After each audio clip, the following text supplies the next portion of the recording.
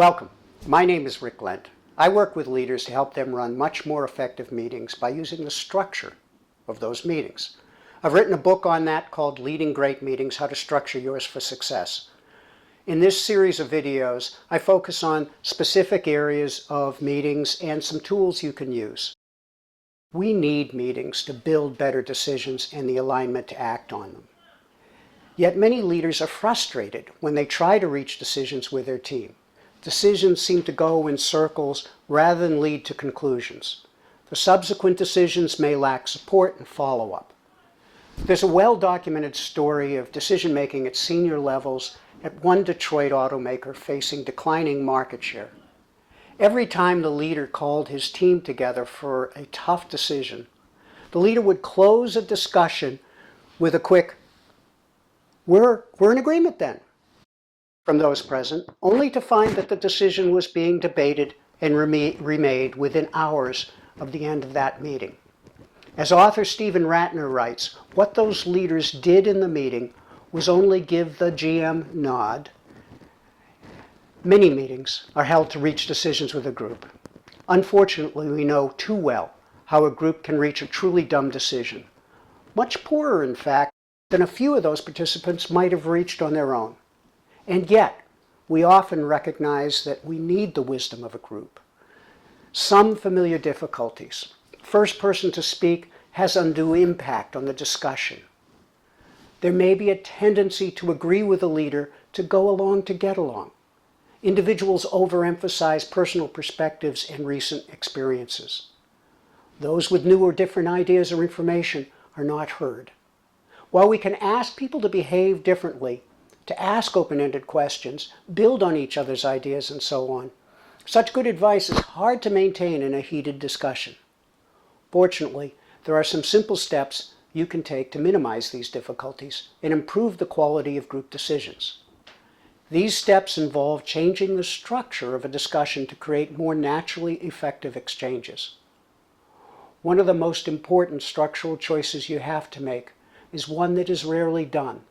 You should choose how you wish to involve the group in a decision and communicate this to the group in advance. Otherwise, there can be differing and unrecognized assumptions about how any decision is being made.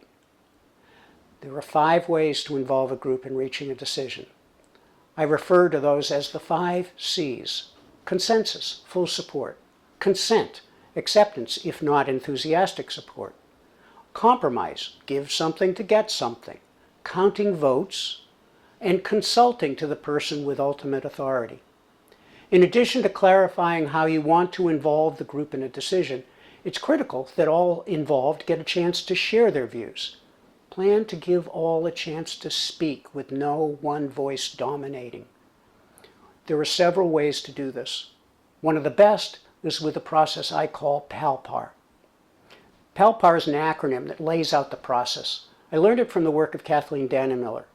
You first present some proposal and ask for feedback. Then you listen to the feedback without comment, simply recording the points raised where all can see and know they have been heard. Next, you pause or break until the next meeting to give yourself an opportunity to reflect on the feedback. Finally, you reply to the feedback, summarizing what you heard and explaining how you have or have not taken the feedback into account in modifying your original proposal. PALPAR has helped leaders in many different situations to engage their staff so that all felt heard and respected. For example, a new leader arrived at this organization and held an offsite with his team of 15. He introduced the draft of a new strategic plan for their part of the company. He wanted their consulting on his decision.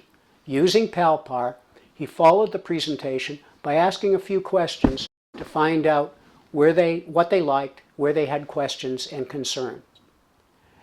He turned them over into small groups for discussion on those questions, and then he asked them to report out. He took the feedback, listening first to their likes and then their concerns and their questions. He wrote that all down, but rather than reply just then, he came back the next day and presented a revised strategic plan showing how he'd incorporated the feedback. It was a thoughtful, respectful exchange at a difficult time in that organization.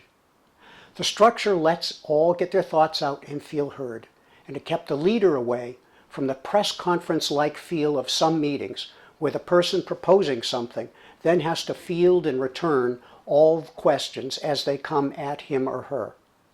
There are many more ways you can use structure to create much more effective meetings.